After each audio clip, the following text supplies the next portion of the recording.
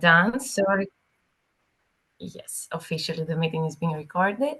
So as we said, this is the last webinar from a series of the SLEAD webinars. I really hope this has been an enriching journey for all of you, as it's been interesting and fulfilling for the project team to organize.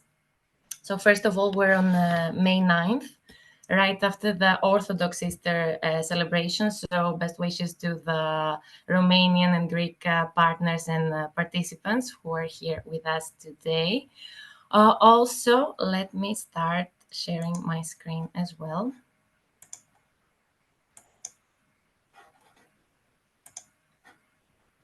All good, right?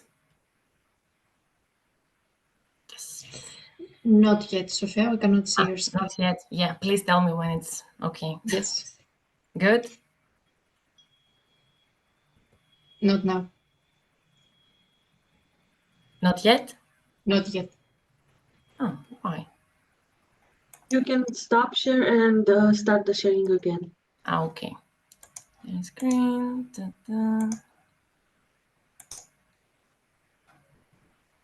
Now we can see Now your it's screen. Perfect. So yeah, as we were saying, we're on May 9th, which is also the Europe Day. It's the anniversary of the signing of the Schuman Declaration, the historic Schuman Declaration, which is considered to be the beginning of the European Union the way we know it today. This day also symbolizes, among other things, the beginning of cooperation and support among European EU member states, which fits perfectly well with the topic of our webinar, which is contact making, how to find partners abroad or in your own country. So happy Europe Day then. Let me start with a brief introduction about myself. My name is Sofia Koudouni, and I'm happy to represent CMOP and be the main trainer of the webinar today, along with my colleague Adzela Skebi and the rest of the project partners. We are here with you and we'll try to make the most of this final webinar today. And a little bit about my background, the parts that are more relevant to what we are discussing today. I have studied English language and literature at the Aristotle University of Thessaloniki in Greece, and I have briefly worked as an English teacher at a public high school, as a trainee teacher at a public high school and in different language centers. But to be honest, I'm more of a non-formal education enthusiast. And now we'll hand over the word to Adzela and Jens, whom you've probably met before, to just really briefly say hi to you and to introduce themselves, because later on they will be helping me out with the breakout rooms. And except for Adzela and Jens, you will notice that the rest of the project partners have as their background the SLEAD pictures, so you can identify who among us are the people who are participating in the project team. So Adzela, if you want to start very briefly about you. Yes, thank you, Sofia, very much. And I would like, first of all, to welcome everyone in today's webinar. So my name is Angela Skebi, and I am a graduate of the University of Piraeus in Athens, Greece, with a degree in International and European Studies. After my studies, I did a traineeship at the Permanent Representation of Greece to the EU in Brussels, Belgium.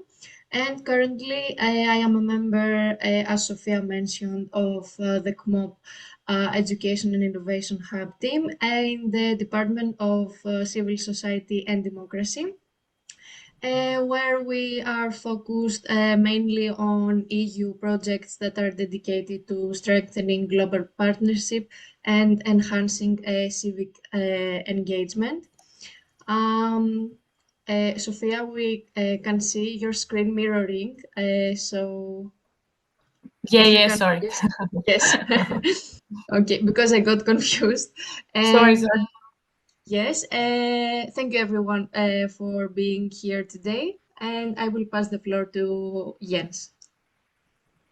Yeah, hello everybody, also from me. I'm Jens, and I will be talking to you today a little bit about the European School Education Platform and especially the function of e-twinning, which I hope some of you have at least heard of. And I will show you how we can use this platform and tool to get in contact with other teachers and maybe initiate a cross-border service learning project about democracy competences, ideally, now that we have learned so much about it. Yeah, Sophia, back to you. Perfect. Thank you for that. So now that we've heard a little bit about us, let's hear something from you. I'd like to ask you to scan the QR code you see on the screen, and it will lead you to a Mentimeter where there will be 3 simple questions just for an icebreaker, to get to know a little bit about you and your background, and also for you to see other people's experiences in the group. So here's the QR again, so you can scan it.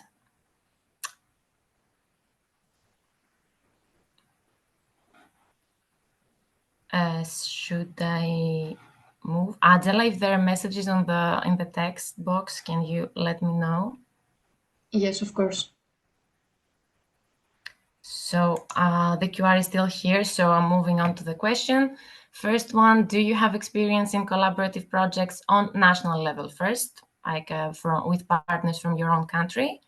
You have some choices. You can start replying.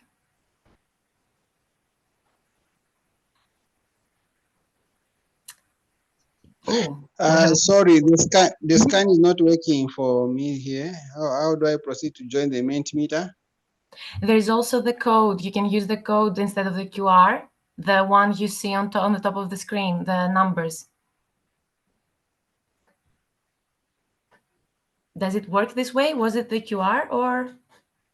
If you go to menti.com, you'll have a space to introduce the number on the screen, 22355479. This is also another option in case the scanning is not working for you. Exactly. So we have some answers here. We have a variety. So we have so-and-so. Some people have up to 5 projects, not at all. And some have between 5 and 10 project experience. We don't have people who have more than 10 projects experience. So we're more or less close in terms of background, let's say. So I'm moving on to the next question. Still, you can use the code in case the QR didn't work before. So the question is, do you have experience now in international partnerships with partners from other countries than your own?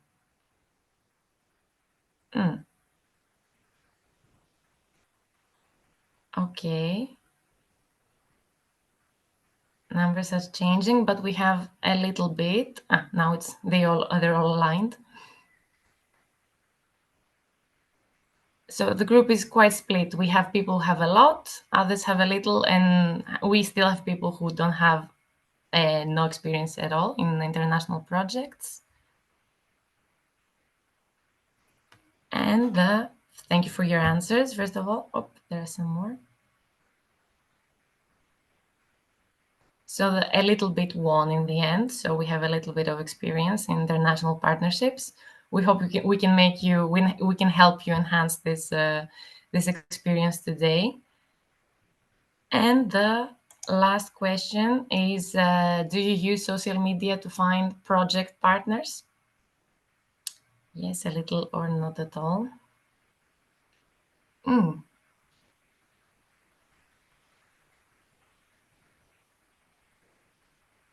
numbers are changing. So not at all is quite ahead. So you haven't used social media so far, at least, to find project partners. It's an interesting finding, because if we want to focus on international partnerships, social media can be a good friend, let's say.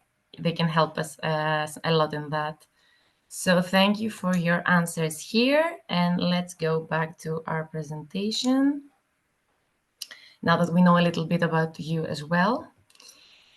So the purpose of the webinar we're having today is to help you, educators, find partners either abroad or in your country for service learning projects, ideally. The goal is to give you the information in a concise and short way so that it stays with you and it facilitates you in the beginning of your contact making. And then we also we'll have the chance to practice contact making within the group for skill enhancement. This for the purpose of the webinar. Expectations, we have identified some of the expectations for today for you, but in case in the meantime while I'm speaking, if you have something else in mind, you feel free to share it in the chat. We cannot guarantee that we'll meet everything, but of course it will be great to hear from you. But the expectations we have already identified are sharing practical strategies and general tips to start building your partnerships, sharing tools you can use in real life, and committing some time to practice and exchange or even initiate a collaboration. We will see. And what we won't have the time to do today is to delve deeply, to have an in-depth analysis of the whole partnership building process due to time restrictions, as we've said. As for the agenda, we're already going through the introductory section of the webinar, and we will now move to the exploring existing networks and platforms section. Then the collaboration and communication strategies will follow, and we'll have some time to work in groups, and finally focus on the evaluation and the wrap up of the seminar and the webinar and the webinar series as a whole. So a question to the group, just to start the webinar going. Why is it important to have partners, according to you, either from abroad or from your own country, to work on service learning projects? Why is it important? Can you think of some reasons why it is important?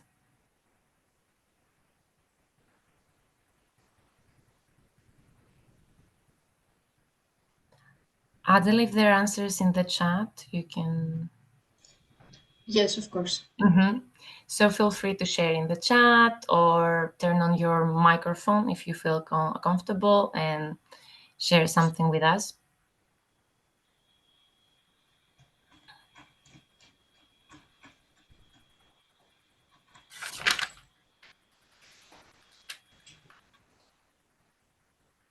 So while we're waiting, just to give you some hints, some reasons, it can be that a reason can be cultural exchange, for example, to diversify the group of people that work on a specific topic. I don't know. Sophia, we have already some answers Okay, in the tell me chat. before I start saying more. Yes, so the first one is to broaden my worldview. From Petronila Mugiro. I hope I am pronouncing the names correctly, but I cannot promise. It's okay. Maria says to experience new perspectives. Teresa Hub says collaborating with partners from abroad is very interesting for students. Rogers Namwiri says it helps in networking. Claire says cooperation is a key element in this type of training. So we have a plethora of answers and perspectives to your question. Exactly, really, really good ones, especially highlighting the benefit for the students and the networking aspect. So as One we more, were... Sophia. One Yeah, more, go sorry. ahead. Of course, of course. It will be both intriguing and interesting for me and my students who are always eager to do things beyond the ordinary activities. From Alina. Exactly. Perfect. Really good to hear from you through Angela. So we have the aspect of personal growth, of like a sense of global citizenship, the cultural exchange, as we were saying before, a higher impact on the activity itself, but also on the students. So really good. And we can move on with exploring some of the existing networks and platforms.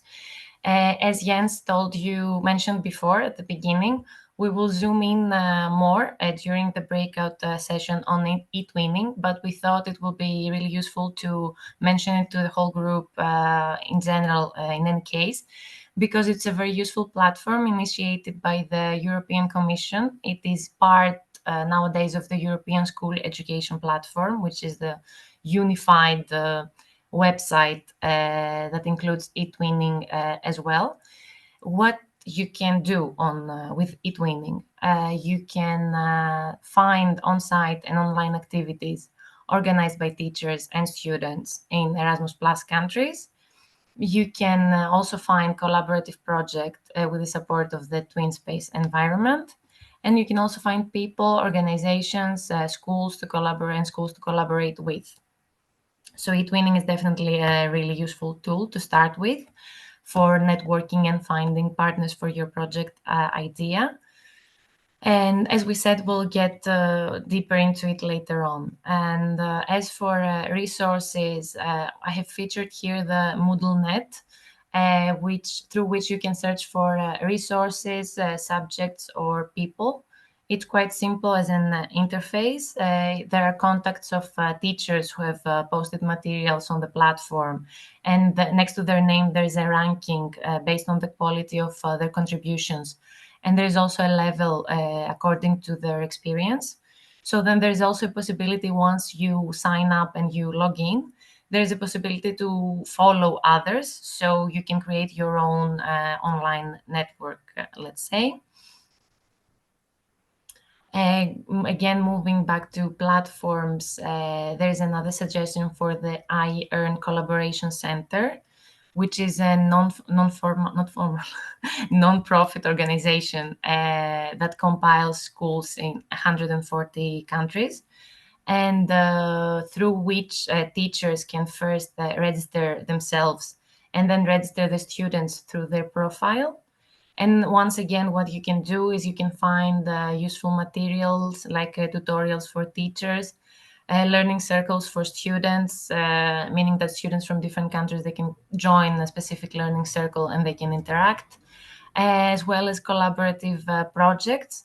And what's more special, let's say, about the Collaboration Center, iEarn Collaboration Center, is that the projects are aligned with the 17 SDGs, Sustainability Development Goals. And finally, even though it's e-twinning is part of the European School Education Platform, I mention it here separately because as a resource, it might be useful to you as educators, because except for the e-twinning and the networking tabs that there are, you can also find a section with courses, webinars, events, and conferences. Everything is open, accessible, and for free, and tailor-made for teachers. What is also very useful is a calendar with on-site and online initiatives you can join. And the material and events are posted in various EU languages. So again, a bit more of a close-up to the e-twinning platform, just as an introduction. This is the screenshot from the platform, from the spot, from the part where you have the filters with which you can search for partners. This is the screenshot on the right. And to make it a bit easier for you, there is a QR with all the relevant information about e-twinning, and then the registration page. You can actually access it through the EU login, through which you can access most of the offers and opportunities of the European Union. So if you already have an account, an EU login account, you can already access it. But Jens will tell you more about it. You need to be a member of a school faculty member, in order to get validated by the national organization that moderates the registrations, and in order for you to get an official e-twinner. But yeah, here's an overview, and then you'll hear more, and you'll navigate the platform with Jens. And moving on to the main, let's say, part of today's webinar, we try to make it, as said before, in format of tips and brief strategies, so that it's clearer for you and more understandable. So we have collaboration and communication strategies for you to identify a good partner, both on a national and an international level. First of all, it is important to start with your why, meaning finding your why. It's always better to get some clarity about why you want to partner with others and what you hope to get out of it. This will make it easier for you to identify the right people that meet your needs, but also for the partners, the potential partners you are contacting. They will get a clear idea of what you have in mind, and you will avoid having vague discussions and losing time. So this is a really good preparation for you primarily, and then for the future of the partnership and the collaboration. More or less same goes for number 2, the SWOT analysis. SWOT stands for strengths, weaknesses, opportunities, and threats.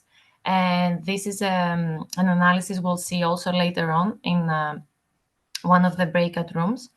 So the idea is that you list these 4 things: strengths, weaknesses, opportunities, and threats of your organization, in order to help you identify your needs within a partnership. Again, this is a really good preparation for you, because you'll know what you're strong at, what your school or your class is not as strong yet, what you need from partners, so that it's clear, you have a clear idea of how, when you approach some potential partners. And number 3, start locally. This is an advice if you're on the first steps of contact making and building partnerships, because it's probably a bit easier, mainly because of the language, for example, the common language that will make it easier to have the first contact. And it's a good idea to start using the contacts you already have, and start with schools or community organizations in your municipality or town city before moving to partners from abroad. As we said, language is not a barrier in this case. Also, if you're in a close proximity, you can pass by, talk to them, meet them, or call them. In general, maybe you'll feel more comfortable starting locally, without, of course, canceling out the possibility to start also with international partners right from the beginning. A good idea is also to ask for recommendations. You can seek recommendations and references from colleagues, especially if they can bring you in touch with someone they already know and they trust. And better to ask colleagues who have more experience than you, but try to focus on the topic of your service learning project. They might have a really good contact in mind, for example, but if it doesn't fit your project, the topic of your project, it's not very useful probably. And then once you've made these first steps and you've identified someone who can potentially be a good partner to your project idea, for number 5, try to make a clear request adjusted to the stakeholder, the person or the organization you are contacting. Why do you think, for example, specifically, that your class and their organization are a good fit? Try to make it as clear and adjust it to them as possible, because it will be much easier for them to also know if they can accept or decline your request since the beginning, and you will both save time, instead of trying to clarify things that could have been made clear since the beginning. Also, it's more appealing and flattering to the person you're contacting if the request is adjusted to what they're doing. For example, it shows that you've gone through their website, you know their work and what they're good at. And next is listen actively and evaluate carefully. The aim of that is to avoid, for example, getting some positive feedback or reaction and getting in the trap of trying to say yes and make it work without clearly seeing that this can actually work. So the aim is for clear and effective communication since the beginning, so that both parties' sides are clearly expressed and common goals are established. And then, of course, here at this stage, we're talking about the first an initial meeting to get to know each other.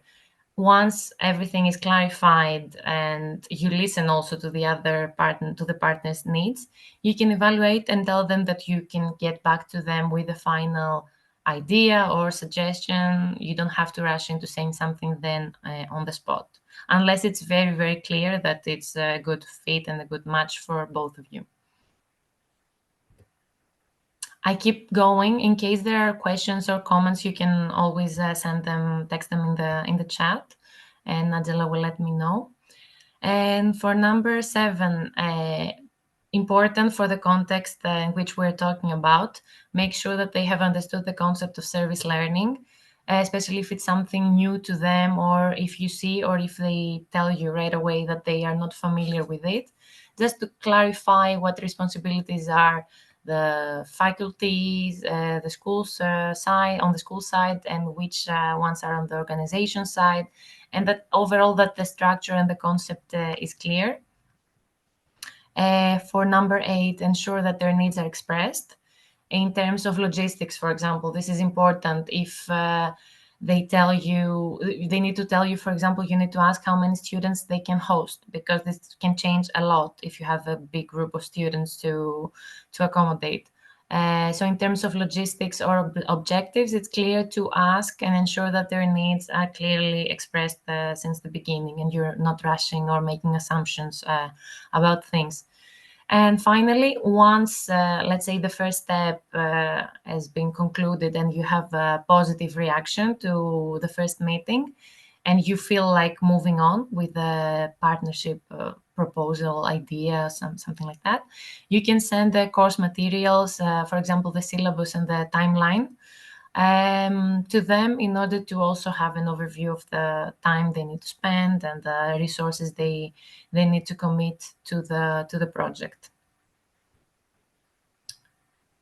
So now moving on to the next part, let's say, since you've said that you haven't been using social media a lot for contact making, this part can be interesting to you to get some tips on how you can use them.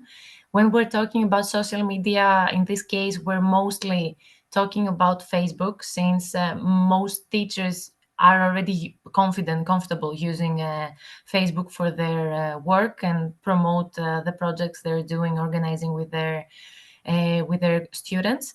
Also, LinkedIn can be an idea, but it's more on a professional level than still good for contact making. But I would suggest starting with exploring Facebook and Facebook groups for teachers.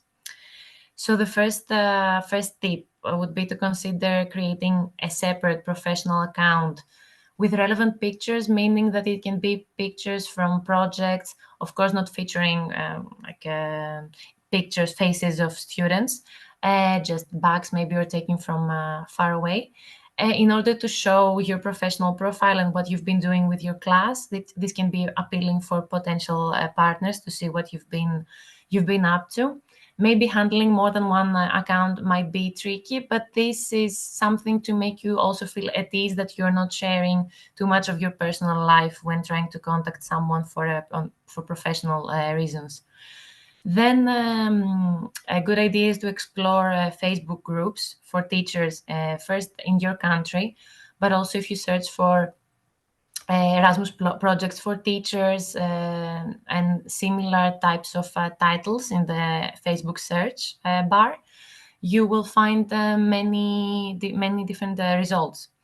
And what is important here is to check and pay attention to the number of members the Facebook groups have. Try to aim for groups that have a lot of members, which seems that they're long-lasting and there's probably interaction. Check the latest post. For example, if the latest post is a day before, this is also a good sign. This means that there is interaction. take a look at the previous posts of teachers or other people to see what kind of requests there are, what kind of answers and comments there are. But even though it is a really good starting point, before committing, maybe you get in touch with someone before committing into anything. Of course, try to have a call with the person before to clarify things and make sure that you're on the same page. And then another suggestion is to be active and engage by sharing stories from your class and interesting findings, along with pictures that we mentioned before. It's a good idea to explain a bit more, not in very long posts, but in some quick maybe overviews or testimonials of projects that you've organized with your students, or of some school trip or something similar. And finally, don't be afraid to use direct messaging to contact someone that you might think they might be a good partner, but try to have a specific reason and a clear request, which we'll see more later on. Quickly, I wanted to show you an example of a collaborative project a partner shared with us from Portugal. The project is iDiverse, Islands Diversity for Science Education. In the project, there were 9 partners from 4 different countries. You'll see the countries in the parentheses. And what this project did is that it built on the awareness and of the uniqueness and value of the European islands, meaning that the common element that brought together these schools and these partners was that the initial isolation of islands, which was turned into something powerful and unique for the promotion of science education. So they found this common feature, they worked together, and in order to promote science education. This is not specifically on service learning, but we thought it would be a good inspiration to see that there are many collaborative projects happening among different countries. Now, since we're talking about service learning in particular, we thought it's more useful, it would be even more useful for you to have a clear idea of what kind of questions you need to ask to yourself and then your potential partner when exploring a partnership, a potential collaboration. Since we're talking about 2 different types of stakeholders involved, about a faculty member who's representing, or more than one, who represent the school, and then the community organization, since the goals and the aims and maybe the way of working might be different, it's important to have in mind, on the one hand, the learning outcomes. The specific questions that need to be answered are: what do the faculty members want the students to learn? And what are the specific learning goals and objectives? This is the first important question. And on the other hand, what are the expertise of the organization? Also, what are the mission, procedures, and guidelines they follow? These need to be answered in order to see if this can be a good match between the school and the community organization you might be considering. So at the beginning, we had the learning outcomes, and now we have the service outcomes, which is the full picture of service learning. So for the service outcomes, what we need to answer and keep in mind as questions is what do both parties want to see as an impact and result of the student service? And then how does the specific service proposed by the organization connect to the course content? Again, it's bringing the 2 sides together and making sure that both needs and expectations and requirements in some cases are met. Here I have added the link. It's actually a really short info sheet, let's say, that you might even be able to even print or have on your phone with you when organizing a first meeting with a potential partner, just to keep in mind that these questions need to be answered. And you will receive the presentation after the webinar along with all the materials, so you'll be able to access the link.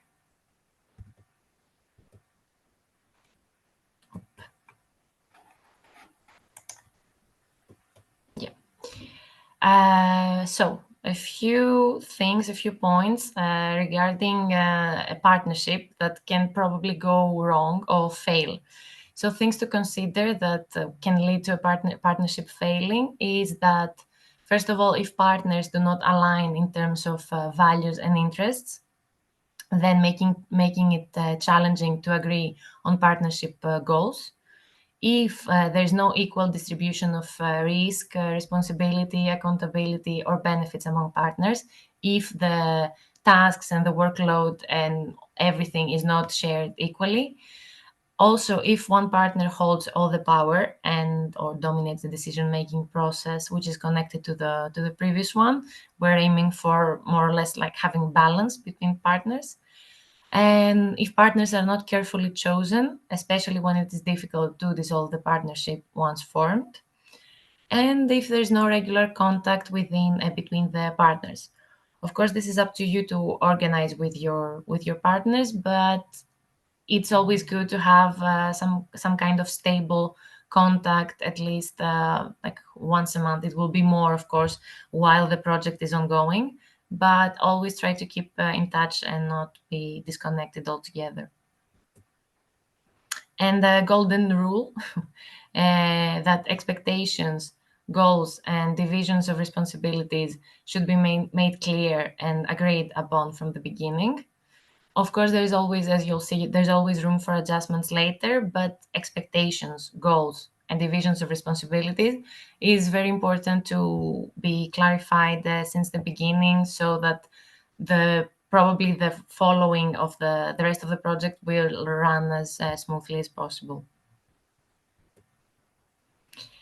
Now, some potential barriers, and when we're talking about partners from abroad, I try to make three main categories and not overload you with too much information. But what is recurring most of the times when we're talking about barriers and partnerships from abroad is a language barrier. Sometimes you or your partner, for example, might not feel fully comfortable in speaking in English. So a good way to go about it is to be honest about it and find alternatives. You can always ask for another colleague to help you during the meetings. And when we're talking about exchange of emails, for example, you can try to make sure that you use a simple and understandable language. And except for language, we have culture as a potential barrier, although if we're talking about Europe, most of the times there aren't huge differences, but still there are some. You should pay attention to formalities, especially the first contact attempt you are making, because they might matter to people from different countries. For example, having a polite beginning, a closing, a bit more of a formal vocabulary, not too much, but show that you respect and you are polite to them. And finally, the administration part that can pose potential barriers, especially if we're talking about two different countries. Better keep in mind how the procedures for implementing a service learning project might differ in different countries in terms of paperwork, permits, or public holidays that might pose probably an issue to the implementation of your project. And since we were saying since the beginning that we want to, once we identify the partners we want to contact, we want to make clear requests and understandable requests to them in order to facilitate them in answering to us and probably giving us a positive answer. What is important to think of is effective communication in terms of request making. Here are some steps, again, in the form of tips to have in mind when forming your request. These go well with a written request, but of course adjusted. The gist and the main structure can be followed when we're talking about an oral request as well. So what is important, number one, is to be specific and clear. Clearly state the purpose of and what you're requesting. It's important, as we said, to be specific and provide specific details about your school, the project idea that you have in mind, and why the potential partner is specifically a good fit for this project idea, which leads us to the second one, highlighting relevance. It is always much better if you explain why you're reaching out to this particular organization or individual among all others. What is it that you had identified that could be a good match and good fit for your project idea? And reference specific aspects of their work or mission that make them a suitable partner. And number 3, offer potential collaboration ideas. This is actually smart to have a couple, not too many, project ideas briefly stated in order for them to get a hold and understand more or less in the direction which you're moving at since the beginning. So you can provide some concise project ideas or areas for collaboration. Clearly outline the potential benefits for both parties. Again, why would this project idea would be beneficial and would be relevant to both your sides. Number 4, express interest in further discussion. Towards the end of your request, when we're talking about an email, express your interest in further discussion and collaboration, and try not to waste the opportunity and offer since the beginning to set up a meeting or call directly or soon after to explore the opportunity further. You can even provide them with a deadline by which you want them to get back to you. For example, I would appreciate if you get back to me within a week to consider the opportunity together. And finally, end with gratitude and contact information. Thank them for their attention and their time, and provide your contact information, of course, and with a polite and professional closing. So here are 5 steps, tips, ingredients you should consider when forming a request for a potential partnership. And here, here. It's just an example of a draft email for a potential partner. The information are in parentheses, and of course they need to be filled out. But just to give you an idea of the structure of and the format of the email, the parts that are highlighted in red are the most important ones, let's say. Of course, adding the name, your position, and everything is important. So going through it is like, my name is, you add your information.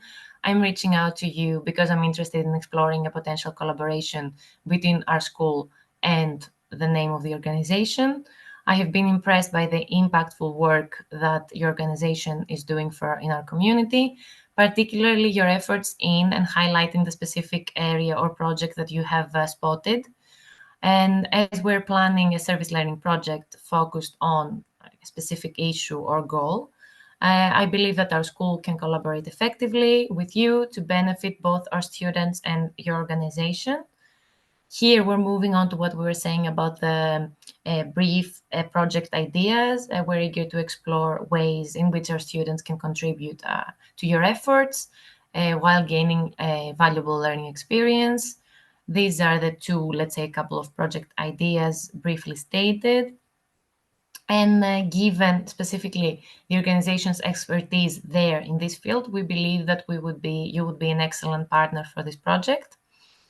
And of course, asking for a meeting or some time to discuss further the opportunity, and closing with thanking them and asking them to get back to you as soon as possible, just to give you an idea. So now it's time for our breakout room selection. We thought that it would be nice to give you the opportunity to choose between 2 sessions. The first one, the session 1, is SWOT analysis and request making. Just to give you a heads up, this will be interactive. You will develop your own SWOT analysis, which we discussed about before, but of course we'll go through it again, and practice request making for session 1. And for session 2, you will be exploring the eTwinning platform with Jens, navigating the platform together. The second one requires less interaction, but of course, if you feel like asking questions, you can always do so. And let me start the... Here's the QR code again. You can scan it. And Sophia, can you also send the link? Because some people have trouble with scanning. Okay. The link to the... Okay. I don't know. The link of the Mentimeter, you mean? The link which lead you to the Mentimeter, yes. Wait. Wait.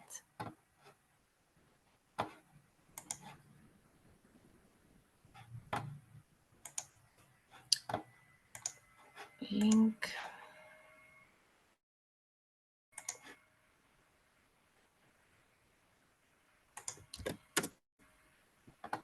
So here's the link in case you cannot scan. And let's see about the breakout room section.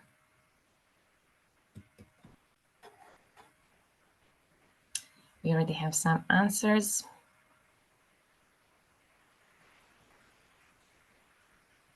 This is just for us to organize a bit the breakout rooms and divide you accordingly. Can you explain again, Sophia, what participant needs to do? Sorry.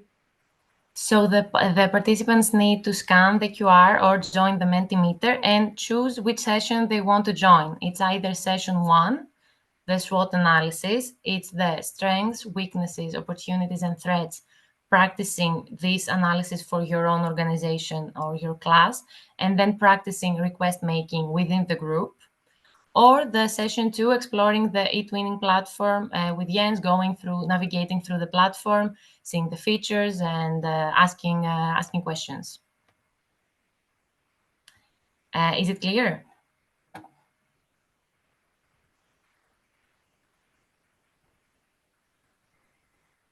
So Not sure. Not sure if it's clear what is happening in the SWOT analysis, like more particular. There is a template that they need to fill out, and we will give them the instructions. They will focus on their own organization, on their own class. They will reflect on their strengths, weaknesses, opportunities, and threats in order to spot that, develop this idea for themselves, and then they will share it with the rest of the group. They will share it, yes, with the rest of the group, and based on what they hear from the others, for their strengths, their weaknesses, respectively, they will try to identify who can be, for example, a good partner for them, and practice a request making for a potential collaboration with a person from the group. If not openly in front of the whole group, if you don't feel like it, it can be through the chat with a direct private message.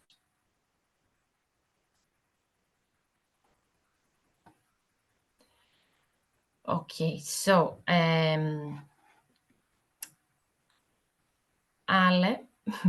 can you help? We will have 2 rooms, right? A little bit, sorry? We will have 2 rooms. Yeah, we'll have 2 rooms. Okay, just a second. Yes, of course. And in the meantime, of course, you can continue voting.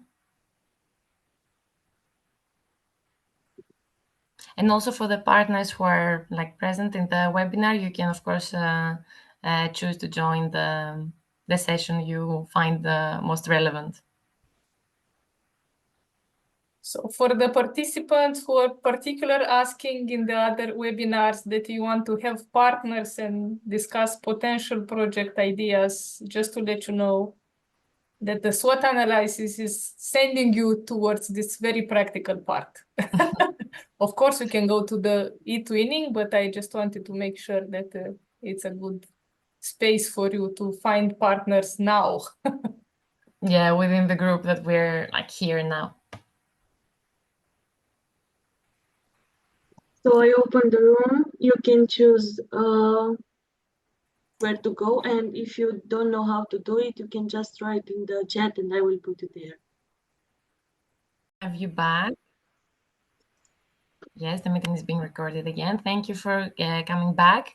There's just a little bit left from our webinar tonight, so please stay with us for the last few minutes. And we hope you enjoyed the breakout rooms. And now you will receive the evaluation form from our colleague Ale. So we'll give you a couple of minutes to go through it, check it, and reply.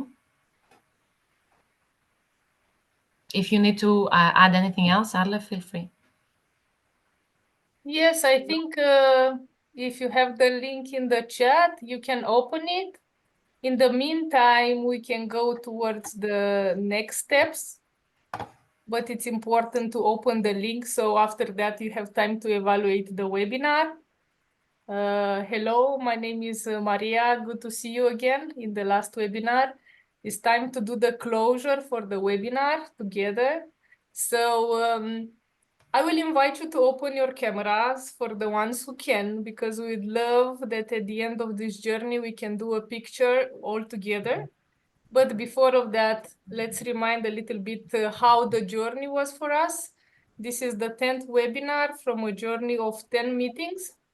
You have the webinars that you took part, maybe most of you, in the last 2 months. We started with understanding service learning. We had 2 webinars on this topic.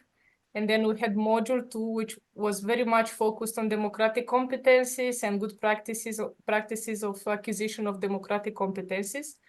These 2 modules were like the basic module of our webinar. And then we had a series of 5 webinars under module 3, supporting service learning as a school leader, service learning for education and European elections, service learning in STEM for democracy. We had 2 workshops on practical tools, and you receive a lot of materials that you had time to study. And here we are in the last contact making seminar. For sure, you are wondering how can we stay in contact from now on, and we just open the door for collaborations. We are sure that you still have expectation to start partnering with people that you met in the webinar. So for that, we'll invite you to stay in contact with us, and Ale will share with you on the chat the SLEAD Facebook page. In case you didn't join the SLEAD Facebook page, is a space where you can stay in contact and find out new opportunities. And also, if you can go to the last slide, Sophia. Yes, I'm trying. Wait, I don't know why the button is not working. Wait. Before you're going there, just to remind you that we had 10 meetings, 20 hours of webinars. We had a team of 12 people working for this lead journey. We had 10 guests or keynote speakers. We thank for all of them who participated and offered their contribution. And this project was organized by 7 partners from 5 countries. Being the last meeting, we'd like to thank all the partners who joined in this journey together, and especially for you, the participants who had the strength and motivation to be with us for a long time. We know that sometimes it's difficult online, but we deeply appreciated that you took the time to be with us. So what's next? After we're closing this journey, the SLEAD project still continue until November, and we hope for a longer time from now on. On 16th of May, you're going to receive from the organizers, from the same email you received until now, a post-training evaluation form. So we just leave 1 week for everybody to reflect how this training was helpful for you, for your practice as educators and teachers. And we would appreciate if you can fill this evaluation form, which evaluates the entire journey of our training. Also, all the recordings from the 10 webinars, all the PowerPoint presentation, all the content is going to be available on the website. If Ale, can you share again the SLEAD website for the participants? But on 16th of May, you're going to receive the link how to get to all the resources next to the post-training evaluation webinar. Again, as we promised, by the end of May, the participants who took part in Module 1 and Module 2, meaning the first 4 webinars, you're going to receive a certificate by email. And for all the other participants who maybe you took part only in 4 webinars, you're going to receive an attendance form in case you need it for any other context. So bear with us for 2 more weeks because it's a long process. We had 188 participants in total and around 80 people were constant. So we need to count the numbers and the hours for people who attended. And again, a very important information, Ale, if you can share with us on the chat, we have a call for project ideas on the SLEAD website.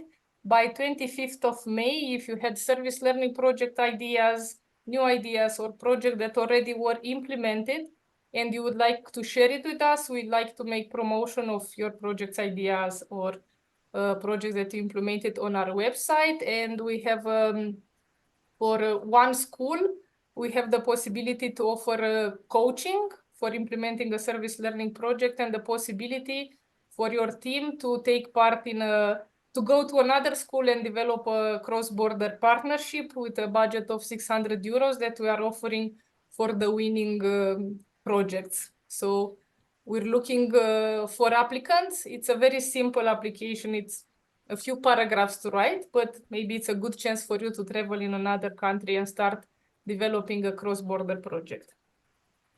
We'd love for you to stay in contact with us. Keep us posted on your service learning experience, even if it's a small or a big service learning experience. We'd love to share with us what you experience on the SLEAD Facebook and what we wish for us to all of us to celebrate, initiate, and inspire civic engagement, because as we remember, this is the main motivation for all of us to be here in the meeting. So let's do stop sharing. Don't close yet because we'd love to have a picture. If Sophia can close the camera, okay. Yes. Maybe we can have a group picture with everybody. We also have a symbol for closing this journey together. Do you know the bridges who are like going up and down? Let's do this together. Just a small exercise with our hands, which symbolize our training together. This is where we started. And then the webinar started flowing into our minds and we started to get inspired. And we hope everything is going to be helpful for us in one way or another. And then even more information and more nice people join the webinars. And now we are here closing the experience. Probably is the last time we're going to meet in this team together. Maybe somebody make picture now with the bridge. But we never know. Life is beautiful and we might meet in other contexts. We totally trust you that you have the courage to start new experience. We strongly believe that learning is happening while making mistakes. So we invite you to do all the mistakes. Don't be afraid to start building. Don't be so stressed about all the service learning standards. They are there to guide you, not to complicate you. And for sure, what we should keep in our mind that the kids, the pupils with whom we are working are the ones who are like going to enjoy all your time that you put it voluntarily in joining this project together. Thank you very much, everybody, in the names of all the 7 partners. We thank you for being here and looking forward to see you on the Facebook page, in practical experience. Send your projects ideas and enjoy the rest of the week. Thank you so much. You can leave some words in the chat if you feel you can open the microphone. Just say whatever you feel you want to say. We are on the... Hello. Hello. Hello. We still have access to the SLEAD email address. Ask us anything. We'll be contact you with the certificates and forms of attendance. Hello. Hello, Collins. Thank you. Thank you. I wanted to find out, are we also eligible to apply for the call for project? I'm not in Europe, I'm in Africa. Zambia. So did that code, did it also include us? Can I travel in Europe when I'm in Africa? It will be hard, I guess. He's asking if he I can think so. apply for the project if he's not in Europe. The project, the cross-border project you were mentioning before. So I guess it's a bit hard. I'm sure there are possibilities, European projects with partners from Africa. You just need to research a little bit. But yes, we can still communicate on the SLEAD email address. Maybe Ale, you can send it again in case you have extra questions. We'll try to answer to you by then. Good. Thank you so much. Thank you. You can Thank say you. Have a good good night, evening. noapte bună. Thank you very much. Bye-bye. Thank you. Bye-bye. Bye. Calinița, Thank you. Bye. Thank you. Bye bye. Numai Thank you. aici.